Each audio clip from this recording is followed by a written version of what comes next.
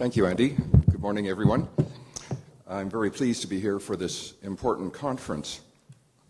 I'd like to provide some historical perspective on immigration to the prairie provinces over the last couple of decades, and in particular the most recent decade. I'm going to have a lot of numbers in this. Don't worry about them too much, because it's the trends that are important. But I felt if Bill Clinton could talk for 55 minutes to the Democratic Convention and have a lot of arithmetic in his speech, you could put up with 5 minutes from me. In 1980, the three prairie provinces received about 20% of Canada's immigration, which was roughly its proportional share on the basis of population.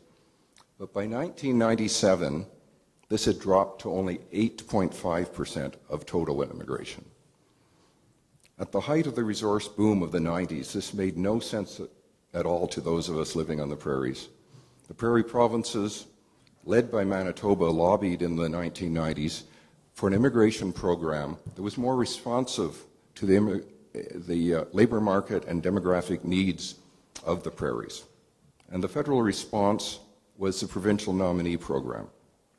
Saskatchewan and Manitoba signed provincial nominee agreements in 1998, and Alberta, being somewhat of a laggard, didn't sign until 2002.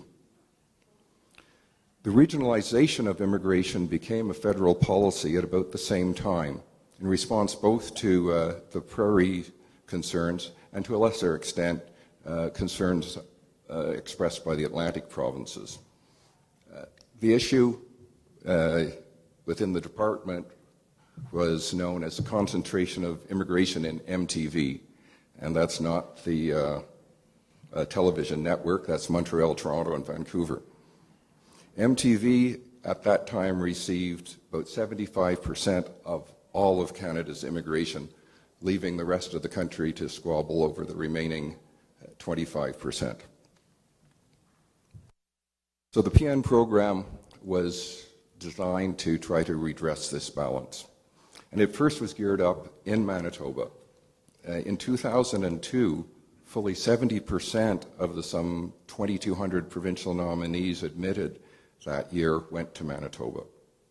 That province now selects about a third of the total PNs, but that represents about 12,000 people a year and 77% of the total immigration to Manitoba. Saskatchewan started more slowly, but by 2010, over 5,300 of the 7,600 immigrants going to that province were PNs. In Alberta, where the federal skilled worker system was still fairly successful in attracting immigrants, the PN program is proportionately smaller, amounting to about 7,500 immigrants in 2010 out of a total immigration to the province in that year of 33,000.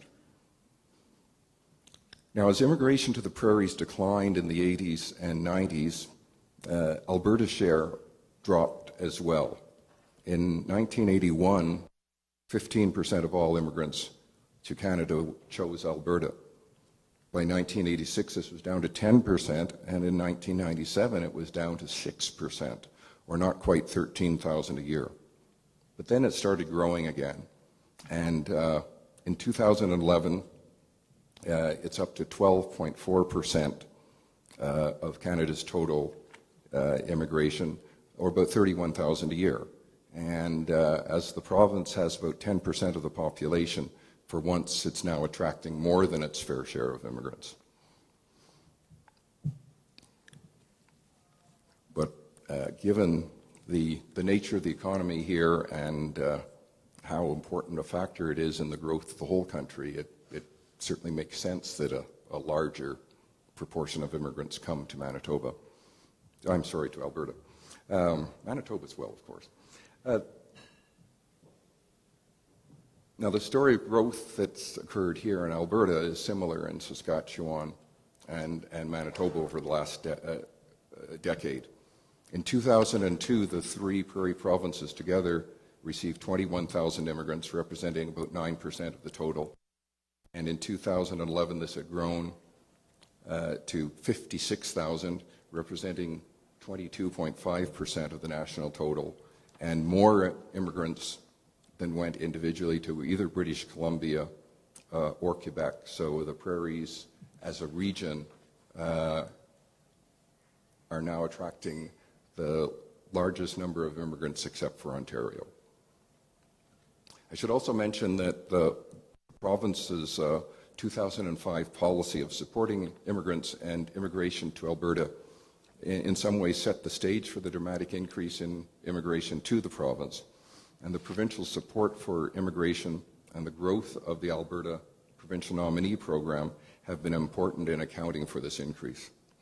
So regionalization has definitely worked at a provincial level, but has it worked at a local level, particularly in smaller and rural communities we're here to discuss?